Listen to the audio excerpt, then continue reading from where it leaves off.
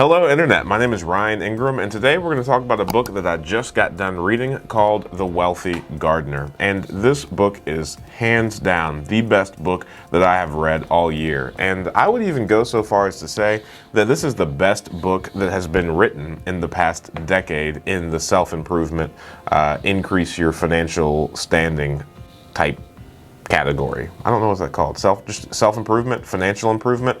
Anyway, I am in awe at how many principles were shoved into one book. So I am a huge fan of reading. If you're familiar with this channel at all, you know that 3 years ago I was in law enforcement, and now my brother and I own over 80 rental properties, and largely this change happened when I started reading books. So my wife and I, it was really important for us that she'd be a stay-at-home mom, and we just couldn't swing that on my law enforcement salary, so I started reading every book that I could get my hands on about improving myself until I figured out how to make more money. And I have since read somewhere around like 400 books or so, and I've made a giant spreadsheet of all of those books, and I often get asked, Ryan, you've read tons of books, which ones should I read? And there's really no fair answer to that, because I think you should read all of them. I think you should read as many books as you possibly can. And you know, the subsequent question is, okay, well, if you had to pick one book, and I've never had a book to truly, in my opinion, encapsulate all of the things that one person needed to know in order to truly be successful. Because a lot of times books are written from the vantage point of the author, and sure, things worked for them. You could take small pieces of it and apply it to yourself. But it's truly not until you read, a plethora of books until you can really understand how that person became successful, what principles they were truly kind of operating under, or kind of the principles that they tapped into to lead to their success. So The Wealthy Gardener is now going to be this one book that I recommend people read. I think The Wealthy Gardener actually takes all of the principles that one person needs to know in order to dramatically change their life and become successful. And then I think you can truly use this book as a launch pad to, okay, well, once you have this understanding of how appropriate kind of wealth philosophy works, now you can take the base of knowledge that you can learn in The Wealthy Gardener and then go out and do additional research and additional learning into things like real estate or building businesses or any of the caveats or any of the directions that you want to go. But overall, as far as a base goes, The Wealthy Gardener is hands down the best book. I think it's even up there with The Richest Man in Babylon, which for whatever reason I just read out loud yesterday. So you should check that book out if you haven't already, and I'll even read it to you. That's how important I thought that book was. So at this point, I'm comfortable in saying that before you do anything else, click the link below, buy The Wealthy Gardener, and read it as quickly as possible. So just a really broad overview of this book. I mean, you have to read it to truly understand it and really learn all of the lessons inside it. But the overall premise is the author, John Soforic, he wrote this book specifically for his son. So he wanted to pass on all of the things that he had learned in life. And once his son went off to college, he slowly wrote this, him and his son together, by just bouncing emails back and forth, which is super cool. And then this book was written in kind of a parable format, and that there was a wealthy gardener who had a wife, and she died prematurely in an automotive accident at the hands of a young and drunk driver. So the wealthy gardener was able to dig deep inside of his soul, kind of squelch the bitterness, forgive the kid, and even went so far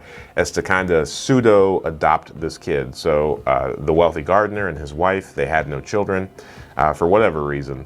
And it really creates this really cool dynamic where there isn't a strong relationship on the forefront of the story, and by the end there's just this unbreakable bond between the wealthy gardener and the formerly troubled youth. So the wealthy gardener was towards the end of his life and just wanted to give and pass on all of the wisdom and all of the things that he had learned, and he just walked this one particular individual through all of the lessons that he has learned across the way. And to add to the relationship of that dynamic, the wealthy gardener also kind of volunteered at a local community college to teach kind of the financially troubled youths there that wanted to learn how to get ahead. So it was really cool. It was kind of reminiscent of scenes in The Richest Man in Babylon, but it's a lot more modernized. It's a lot easier to read because it's not in like the wannabe old English. And the stories are just a little bit more relatable, more inspiring,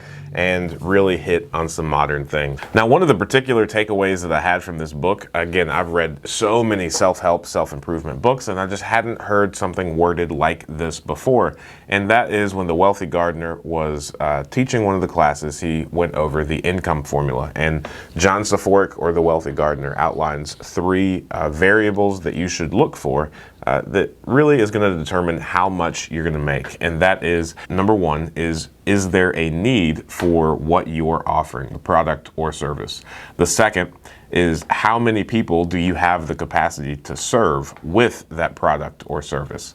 And lastly, the third is, how easy can you be replaced? Now, I have actually went back and reread that part of the book about 4 or 5 times because it really did a great job at enveloping those concepts. And I tried very hard to embody the same thing in the Millionaire by 30 series. And I was just absolutely unable to word it so succinctly as what was written in The Wealthy Gardener. So I don't do this often. I'm still a little bit apprehensive about doing this, but I think this book truly deserves a 10 out of 10. I'm really smitten and kind of blown away with this book. Please purchase it and read it immediately. Link below. And again, I think this is the best book written in the past decade. I think this is actually going to be, I think it's up there with Rich Dad, Poor Dad, if not better than Rich Dad, Poor Dad. I think it's going to be the new staple moving forward, just because it really meets people where they're at. It doesn't push wealth on anybody. It really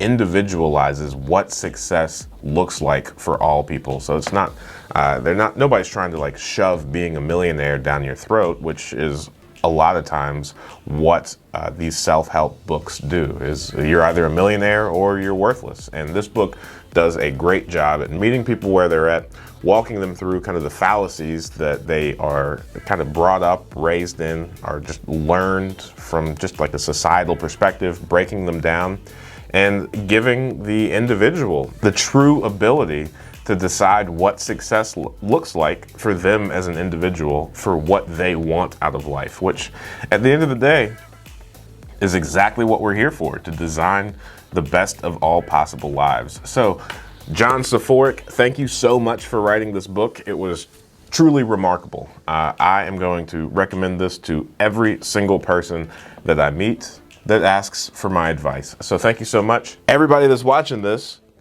seriously, click the link below and buy it. Let me know what you think about it in the comments below. I'm really looking forward to hearing your thoughts. I want to know if you agree with me or if you think that I am a little bit too smitten and blinded by how good I think this book is. And if you haven't already, check out me reading The Richest Man in Babylon, because that's pretty crazy. And it took me a long time to do it. Thanks so much. Talk to you guys soon.